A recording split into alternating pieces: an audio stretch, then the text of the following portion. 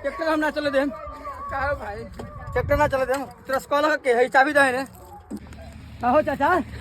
बिना पूछे हमरा खेत पे कैसे तुझे तो देगा फोन है सुना फोन तो और बाद में देखी आई पागल हो बे केकरा से पूछ के खेत जोतइला हम का हो खेत अरे के ट्रैक्टर चलता देख खेत ना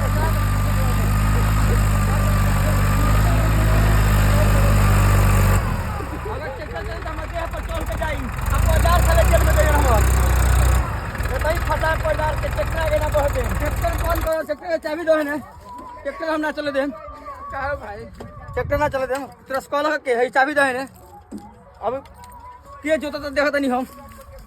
तू कैसा जोता देला हो केकरा से पूछे जोतइला हो हां यही में काटे में तोरे के हलाए नहीं में आवा तू आवा सामने बढ़ तो सब फोनिया वाला छोड़ दे बोलावा तुमने बेटा बता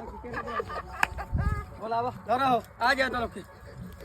ट्रैक्टर खड़ा रखा है तो खड़ा रखा है भाई ट्रैक्टर खड़ा रही नहीं खड़ा रखो ट्रैक्टर खड़ा रखिए यहीं पे नहीं जोताएगा खेत ना जोताई खेत ना जोताई तो ना जोताई आ जोताई तो हमरा देह पर चढ़ के जीवन ट्रैक्टर सालिया पड़ जा रही में यही में फंसी हम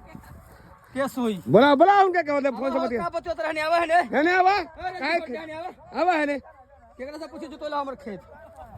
आवा है ने ए काहे तू खेत आवा तो फरियावत नहीं है बेरा लाठियों नहीं के मिलते है ए तू काहे जोतोइला हो का हो गल जोतोइला काहे हिस्सा बटवा लागल बा भी जो अपना जोगी भाई से हिस्सा जोगी भाई ना बताइहन है कैसा ट्रैक्टर वाला खेत में चलायल हो ट्रैक्टर वाला काला से ना जोताई ये बुझत रे का हो सरकार के हो कि ढा देबो हमरा बपौती जमीन भाई तू कैसे ढा देबो तो हिस्सा लागल बा भी अच्छा तो गाड़ी वाला से पूछा जाके गाड़ी वाला के गांड फाड़ दे तू अइला कैसे तू केकरा से पूछे तो अइला हमर खेत हम अपन ना जोताई जोतवा ट्रैक्टर चलवा के देख लो चलवा के देखो ट्रैक्टर बा तू चलवाओ ना नदी में ढा दियो नदी में ढा दियो चलवा के देखो ट्रैक्टर बा तू